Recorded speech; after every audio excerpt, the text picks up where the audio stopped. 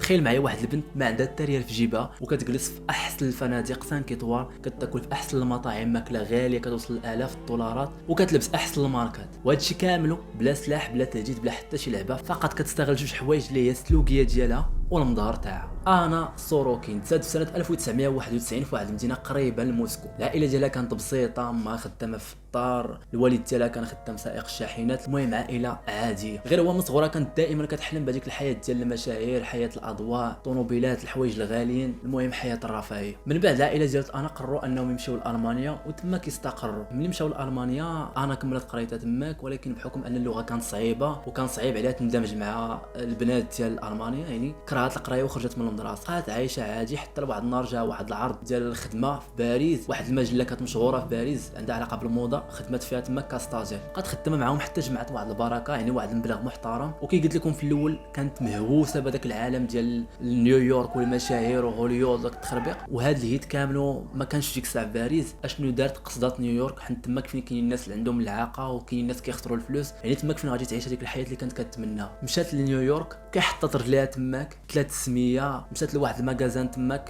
تقدات من عندهم احسن لي مارك، كانت دائما كتمشي للريستورات الواعرين، كتمشي للوطيلات 5 ايطوال، كتلبس احسن لي مارك قلت لكم. وهذا الشيء كامل باش تلاقى مع ناس عندهم العاقه. وفي اي بلاصه دخلت لها كانت تما كتعطي بورفوارات كيوصلوا تقريبا 1000 2000 درهم حتى 3000 درهم. هذا الشيء بورفوار، يعني كانت تما كتسوق لراسها انها عندها الفلوس، وفي نفس الوقت باش تعرف على ناس تما. ففي وسط هاد الروينه كامله تعرفت على ناس عندهم اوتيلات، ولات كتمشي كتجلس عندهم في هاد الاوتيلات، ولكن بحكم ان الناس اللي خدامين تما كيعرفوها بالله راه مصاحبه معاهم اللوتيل، يعني كيتساعدوا معاها، كيخليوها ما كيبرستواش على الخلاص، كيخليوها حتى كانت سريعه تخلص على خاطرها. كتمشي للريستورات كتاكل فيهم فابور، ولكن ما كانوش كيزعموا عليها لحقاش عندها كتبان لاباس عليها وكتبان انسانه محترمه، زائد كتعرف مول الريستوران مثلا. ولكن ضروري غادي يجي واحد النهار اللي خصها تخلص. فاش كيجي داك النهار كتقول لهم، كدير شي سبه بان البنكه ما خداماش، لا كارت بونكير فيها مشكل صافي، وكتعطيهم شي شيك مزور وكتسلت. اولا كتستغل شي واحد في الاصدقاء ديالها اللي تعرفت عليهم في نيويورك، هو اللي كيجي كيخلص عليها، كتقول ليه تسلفني تردهم لك، وبحكم انها هي لاباس عليها يعني كيثيق فيها وكيقضي معها الغرض. واحد النهار كانت تحمست اكثر من القياس، مشات عند صحابها قالت لهم بانها بتدير واحد البروجي، كانت حاطه عينها على واحد البنات كاين في نيويورك بتردوا واحد كلوب كيتجمعوا فيه الناس اللي لاباس عليهم، الناس اللي عندهم موكا. فات عند صحابها قالت لهم اللي كاين خاصني واحد البركه تقريبا شي 30 مليون دولار.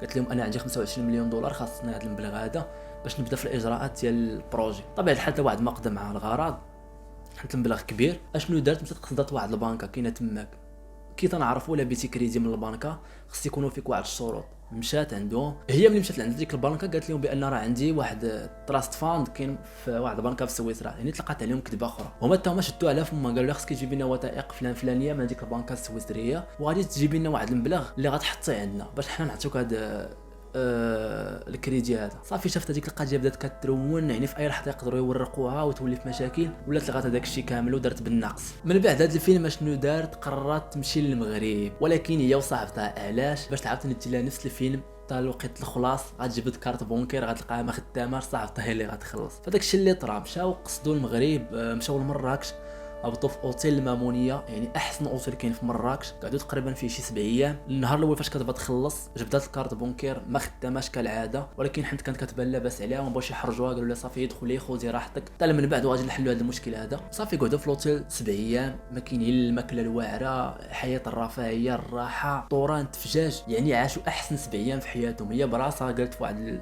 الانترفيو داكشي اللي شافوا في الاوتيل ما عمرهم شافوه في شي بلاصه اخرى. صافي ملي جات وقيت الخلاص كي قلت لكم جبدات الكارت بونكير تاعها لقاتها ما خداماش، جبدات واحد الكارت بونكير اخرى حتى هي لقاتها ما خداماش. قالت لهم واقيلا كاين شي مشكل في البنك في نيويورك، هو اللي ما باغاش يصيفط لي الفلوس، المهم شي حاجه بحال هكا. صاحبتها حداها كتشوف هذاك التيكور ما تحرجات، دارت عندها انا قالت لها صافي خلصي عليا راه اللي كاين اللي كاين، غنوصل تما كنحل المشكل غنصيفط لك فلوسك. المبلغ تقريبا اللي جاهم في هذيك 7 ايام ما غاديش تيقوا، جاتهم 60 مليون خصهم يخلصوها. خلصاتها صاحبتها صافي، هاجيك مشاو فحالهم، هاجيك مشات للميريكان لدارهم، انا مشات لفرنسا، ولات هاجيك كتصيفط لها كتقول لها واش باقي ما بغيتش تصيفط لي فلوسي، راه تعطلتي عليا، راه ما يمكنش. هذيك كل ساعه كتلقى لها شي كذبه كتقولها ليها، ولكن مع الوقت عرفت بالله هذيك اللي خلصت 60 مليون عرفت بالله تنصب عليها وما باقيش غادي تشوف فلوسها. اشنو دارت؟ مشات تكررت بانا، انا طلقت عليها واحد المذكرات البحث، ولاو قبضوها لقاوها فعلا كتزور الشيكات كتنصبط على شحال من واحد. تقريبا عطاوها شي 5 سنين ولا مع 12 عام، شي تيقول 5 سنين شي تيقول 12، المهم ما عليناش. قالوا لها باش تخرجي خصك تردي الفلوس للسيده، يعني 60 مليون تاع السيده، وخصك تردي للناس الاخرين اللي نصبتي عليهم حتى هما فلوسهم. كيفاش غترد هاد الفلوس؟ نتفليكس على حسب ما قالوا نتفليكس جات شرات الحقوق تاع هاد القصه هادي كامله من عند انا